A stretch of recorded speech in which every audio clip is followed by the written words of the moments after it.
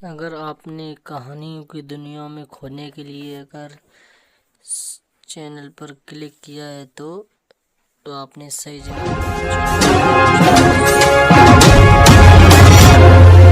Marcus, पृथ्वी से अलग एक ऐसी खूबसूरत दुनिया जहाँ के लोगों के पास जादू तो नहीं लेकिन उससे भी बढ़कर शक्तियों का खजाना था, जिसके जरिए यहाँ हर कोई मार्कस पर अपनी हुकूमत चाहता था। यहाँ जो सबसे शक्तिशाली होता था वो कानून बनाता था और कमजोरों को उस कानून को मानना पड़ता था। मार्कस के सबसे जाने माने साम्राज्यों में से एक था ओहान साम्राज्य, और ओहान साम्राज्य का एक बड़ा खास शहर था मेसोडोरिया शहर। मेसोडोरिया शहर के खुले से मैदान में आज सैकड़ों लोगों की भीड़ जमा थी। ये सभी शक्ति स्तंभ के जरिए अपनी अपनी शक्तियों के सितारों को परखना चाहते थे। इस स्तंभ पर 9 सितारे थे जिन्हें पाकर ही आप शक्तियों के अगले रैंक पर जा सकते थे। ध्रुव 3 साल पहले शक्ति स्तंभ पर 9वें सितारे को पा चुका था, लेकिन अचानक उसकी शक्तियां तीसरे सितारे पर आकर रुक गईं और तभी से ध्रुव वापस से 9वें सितारे को पाने के लिए मेहनत कर रहा था। अपनी इसी शक्ति के सितारे को परखने के लिए ध्रुव सैकड़ों लोगों की भीड़ में खड़े होकर अपनी बारी का इंतजार कर रहा था। अपने दोनों हाथों की मुट्ठी को बंद कर ध्रुव ने खुद को भरोसा दिलाते हुए कहा, इस साल मैंने जी तोड़ मेहनत की है। इस बार मेरी शक्तियां जरूर 9वें सितारे तक फिर से पहुंचेंगी, जरूर पहुंचेंगी। आज मैं 0 रैंक से आगे बढ़कर एकलव्य बन के रहूंगा। तभी एक घोषणा सभी के कानों में गूंजी, और अब अपनी शक्तियों को परखने वाले अगले शख्स का नाम है ध्रुव। जैसे ही ध्रुव का नाम पुकारा गया, वो लोगों की भीड़ से निकलकर बाहर आया और अपने कदमों को धीरे धीरे बढ़ाते हुए ऊंचाई पर रखे एक बड़े से पथरीले स्तंभ की ओर बढ़ने लगा, जिसका नाम था शक्ति स्तंभ। शक्ति स्तंभ के ठीक सामने पहुंचने के बाद ध्रुव के जहन में कई बातें चल रही थी। ध्रुव जब सिर्फ 4 साल का था तब से उसने प्रैक्टिस करना शुरू कर दिया था और 10 साल की उम्र तक तो वो 9वें सितारे तक पहुंच गया था। फिर 11 की उम्र में वो 0 रैंक से एकलव्य रैंक पर आ गया था। शौर्य दल के 100 साल के इतिहास में ये पहली बार था जब एक 11 साल का बच्चा एकलव्य बन गया हो। लेकिन उसके बाद ऐसा कुछ हुआ कि अचानक से एकलव्य एक बार फिर से 0 रैंक पर आ गया। यही सब सोचते हुए ध्रुव ने अपने दाहिने हाथ की हथेली को शक्ति स्तंभ पर रखने के लिए आगे बढ़ाया। फिर उसने आंखें बंद करते हुए अपनी हथेली को शक्ति स्तंभ पर बने शक्ति चक्र पर रखा। कुछ देर सन्नाटे के बाद ध्रुव के कानों में एक आवाज गूंजी, तीसरा सितारा, शक्ति और भी कम। इस बार भी ध्रुव का सबसे निराशाजनक प्रदर्शन। ये आवाज जैसे ही ध्रुव के कानों में पड़ी, उसके पैरों तले जमीन सरक गई। उसे अपने कानों पर यकीन नहीं हो रहा था। जैसे ही उसने अपनी आंखें खोली, शक्ति स्तंभ पर गड़े हुए 2 शब्दों तीसरा सितारा ने उसके सपनों को चकनाचूर कर दिया। उसे बिल्कुल भी समझ नहीं आ रहा था कि आखिर ऐसा कैसे हो सकता था। इस बार तो उसने हर बार से ज्यादा मेहनत की थी। शक्ति स्तंभ के सामने खड़े ध्रुव ने अपने आप से बड़बड़ाते हुए कहा, नहीं नहीं, ऐसा नहीं हो सकता, ऐसा बिल्कुल भी नहीं हो सकता। खुद से नाराज ध्रुव ने दोबारा 2 से 3 बार अपनी हथेली को शक्ति स्तंभ पर रखकर देखा, लेकिन हर बार उसे अपनी आंखों के सामने वही सितारा दिखाई दे रहा था जिसने पिछले 3 सालों से उसकी रातों की नींद छीन रखी थी। उधर मैदान में खड़े सैकड़ों लोगों की भीड़ में से किसी ने चिल्लाते हुए कहा, ए 0 रैंक, चल अब नीचे आ जा। अगर बार बार शक्ति स्तंभ पर हाथ रखने से शक्तियों का सितारा बढ़ जाता तो तू पिछले 3 सालों से तीसरे सितारे पर नहीं होता। उसके इतना कहते ही कई लोगों ने जोर के ठहाकों के साथ ध्रुव पर हंसना शुरू कर दिया। ये हंसी के ठहाके पूरे मैदान में गूंजते हुए ध्रुव के कानों में तीर की तरह चुभ रहे थे। ध्रुव ने वहां से निकलने के लिए अपने कदमों को आगे बढ़ाना शुरू किया, लेकिन अब उसके कानों में उन सभी के हंसी के ठहाकों के साथ कई ताने भी सुनाई देना शुरू हो गए। क्यों भाई, एक बार फिर से ध्रुव ने साबित कर दिया कि वो पिछले 3 सालों से शून्य था, शून्य है और आगे भी शून्य ही रहेगा। गलती से ही हीरो बन गया था ये छोटी सी उम्र में। हाँ भाई, बिल्कुल सही कहा। और मेरे हिसाब से अब इस शून्य की कीमत हमारे शौर्य दल में किसी कचरे से कम नहीं है। बात तो तुम्हारी भी सही है, लेकिन हमारी मजबूरी भी तो देखो। हमारे शौर्य दल के जाबाज लीडर अरेंद्र उसके पिता हैं। अगर ऐसा नहीं होता तो हम लोगों ने इसे कब का मेसोडोरिया से बाहर फेंक दिया होता। लोगों के मुंह से निकलते ताने ध्रुव के दिल में बेचैनी और घबराहट पैदा कर रहे थे। ये घबराहट अब उसके चेहरे पर भी साफ साफ नजर आ रही थी, जिसे वहीं पर मौजूद उसकी सबसे अच्छी दोस्त इरा भी भाप चुकी थी। इरा भीड़ से निकलते हुए बाहर आई और उसने ध्रुव के कंधे पर अपना हाथ रखा। अगले ही पल उन दोनों की नजरें आपस में मिली, जिससे ध्रुव की बेचैनी थोड़ी कम हुई। कुछ ही देर में वो दोनों साथ साथ कदम बढ़ाते हुए मैदान से बाहर निकल के जाने लगे। ध्रुव अपने घर शौर्य महल की तरफ बढ़ रहा था। तभी इरा ने उदास दिख रहे ध्रुव का हौसला बढ़ाते हुए कहा, ध्रुव, तुम्हें उन लोगों की बातों से परेशान नहीं होना चाहिए। मुझे तुम पर पूरा भरोसा है। एक ना एक दिन तुम एकलव्य जरूर बनोगे। इरा अपने सबसे अच्छे दोस्त को दिलासा देने की कोशिश कर रही थी, लेकिन इस वक्त ध्रुव के जहन में सिर्फ एक ही बात चल रही थी कि आखिर इतनी मेहनत करने के बाद भी उसकी शक्तियां क्यों नहीं बढ़ रही थी। एक तरफ जहां ध्रुव की परेशानियां बढ़ती जा रही थी, तो दूसरी तरफ एक और परेशानी उसके घर की ओर कदम बढ़ा रही थी। लेकिन ध्रुव उस परेशानी से पूरी तरह बेखबर था। ध्रुव और इरा आखिरकार शौर्य महल पहुंच गए। शौर्य महल में ध्रुव के पिता अरेंद्र, जो कि शौर्य दल के लीडर भी थे, अपने दल के कुछ बुजुर्गों के साथ बैठकर किसी खास मुद्दे पर बातचीत कर रहे थे। लेकिन जैसे ही अरेंद्र की नजर अपने बेटे ध्रुव पर गई, उसके उदास चेहरे को देखकर उन्हें सब कुछ समझ आ गया। वो अपनी बातचीत को वहीं पर रोककर ध्रुव के पास गए। अरेंद्र ने अपने बेटे ध्रुव को सीने से लगाते हुए कहा, कोई बात नहीं ध्रुव, तुम मेरे बेटे हो, शौर्य दल के लीडर अरेंद्र के बेटे। अगली बार तुम्हें जरूर कामयाबी मिलेगी, हिम्मत मत हारना। इस वक्त शौर्य महल के दरबार में बैठे सभी लोगों की नजर ध्रुव पर ही थी। तभी अचानक एक लड़की अपने लंबे लंबे कदमों के साथ शौर्य महल के इस दरबार में दाखिल हुई। इस लड़की का नाम लारा जयान था।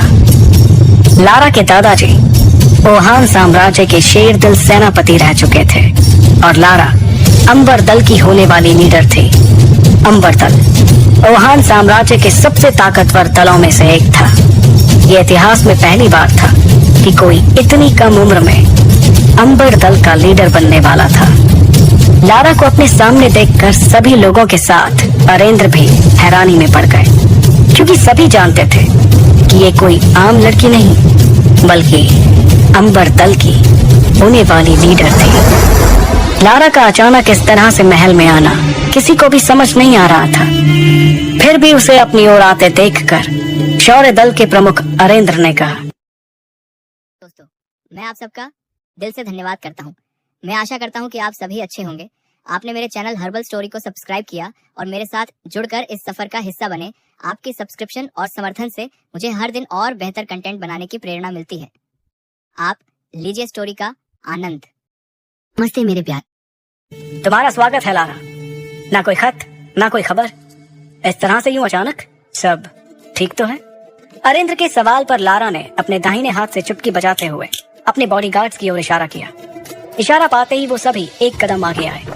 वो बॉडीगार्ड्स एक बड़े से हरे रंग के बॉक्स को पकड़े हुए थे। बॉक्स की तरफ देखते हुए लारा ने अपनी तीखी और तेज आवाज में कहा, मुझे पता चला है कि ध्रुव इस साल भी अपनी शक्तियों को नहीं बढ़ा पाया, इसलिए मैं ध्रुव के लिए एक खास चीज लेकर आई हूँ। इसे पीने से उसे अपनी खोई हुई शक्तियाँ एक बार फिर से मिल जाएंगी। अरेंद्र ने ध्रुव की ओर देखकर दोबारा लारा को देखते हुए कहा, लेकिन लारा, हम तुमसे कोई तोहफा नहीं ले सकते, और वैसे भी तुम कुछ ही दिनों में हमारे परिवार का हिस्सा बनने वाली हो, इसलिए इस तोहफे की कोई जरूरत नहीं है। अरेंद्र की बात खत्म भी नहीं हुई थी और बॉडीगार्ड्स ने उस बॉक्स को खोल दिया। सभी को बॉक्स में हरे रंग की शरबत से भरी बोतलें दिखाई दे रही थी। वहां मौजूद सभी लोगों ने इस शरबत को पहचान लिया था। अरेंद्र ने उस शरबत की ओर हैरानी से देखते हुए कहा, करिश्माई शरबत? ये तो बहुत ही कीमती शरबत है। हम तुमसे इतना कीमती तोहफा बिल्कुल भी नहीं ले सकते लारा।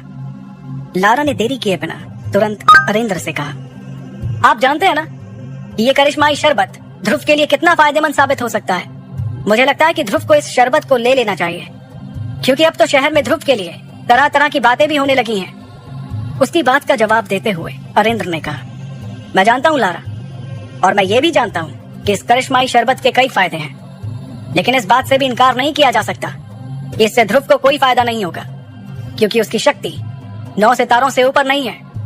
और तुम ये जानती हो ही कि अगर 9वें सितारे से कम शक्ति वाला कोई इस शरबत को लेगा तो इससे उसकी शक्तियां और भी कम हो सकती हैं। अरेंद्र अपनी बात को पूरी करते उसके पहले ही लारा ने उन्हें टोकते हुए कहा, हाँ मैं जानती हूँ कि शक्तियां कम भी हो सकती हैं, तो इसमें इतना परेशान होने वाली कौन सी बात है। ध्रुव का शक्ति का सितारा तो वैसे भी 3 पर ही है। ध्रुव के पास अब हारने को बचा ही क्या है। इससे पहले कि अरेंद्र कुछ कहते, लारा की इस बात पर अब ध्रुव ने अपनी चुप्पी तोड़ते हुए कहा, मैं कभी भी अपनी शक्तियों को इस तरह से नहीं बढ़ाऊंगा लारा। तुमने ये सोच भी कैसे लिया? लारा ने भी तुरंत इस बात का जवाब दिया, अच्छा तो फिर तुम किस तरह से अपनी शक्तियां बढ़ाओगे? वैसे ही जैसे पिछले 3 साल से बढ़ा रहे हो। लारा की इस बात का ध्रुव के पास कोई जवाब नहीं था।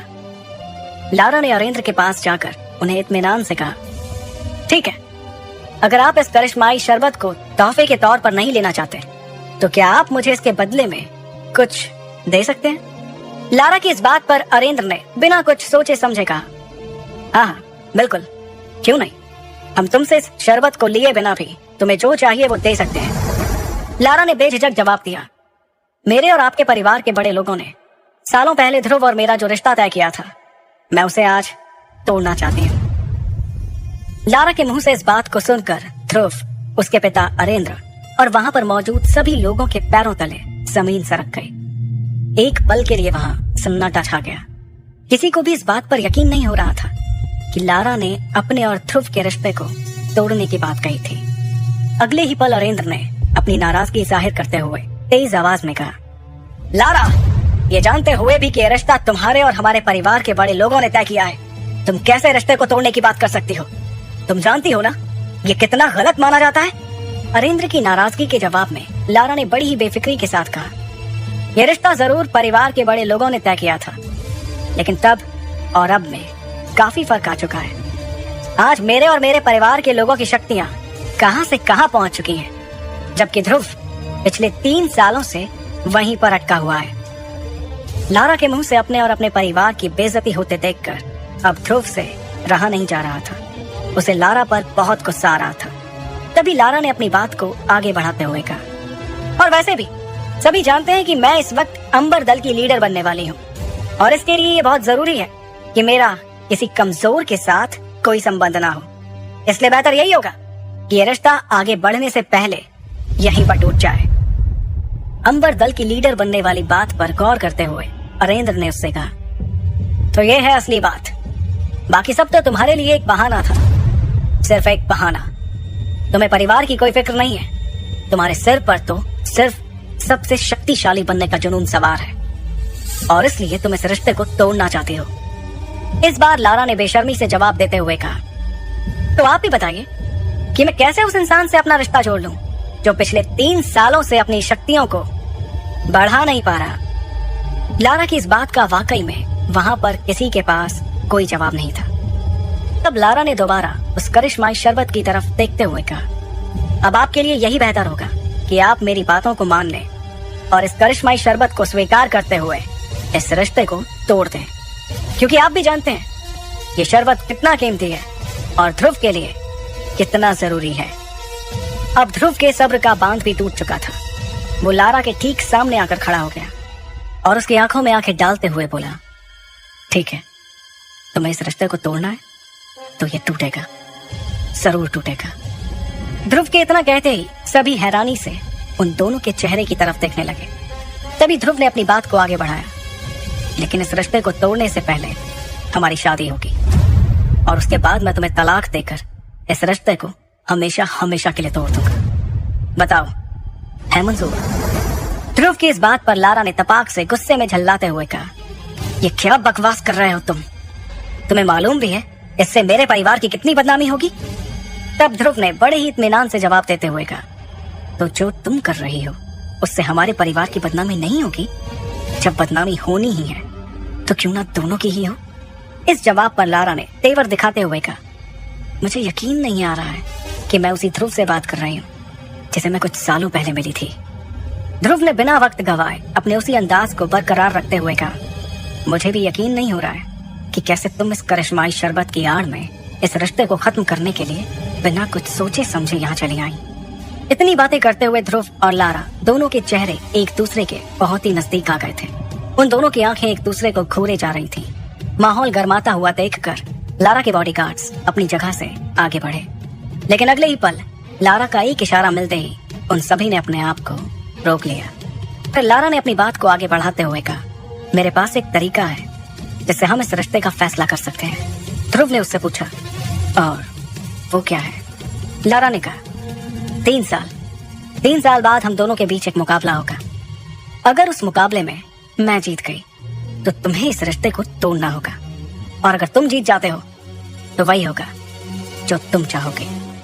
लारा की ये शर्त सुनते ही चौरे महल में एक सन्नाटा छा गया था।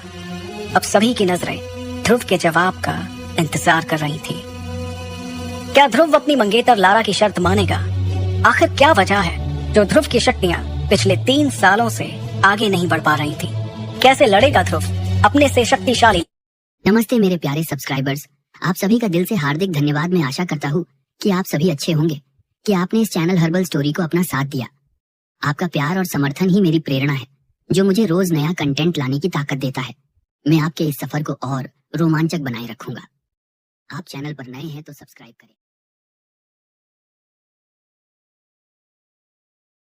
अगर आप लोगों को ये कहानी अच्छी लगी हो तो चैनल को सब्सक्राइब करें और आगे की कहानी सुनने के लिए चैनल को सब्सक्राइब करें, बेल प्रेस कर लें ताकि हमें मोटिवेशन मिलता रहे, तो मैं आगे के लिए कहानी इस चैनल पर अपलोड करते रहें।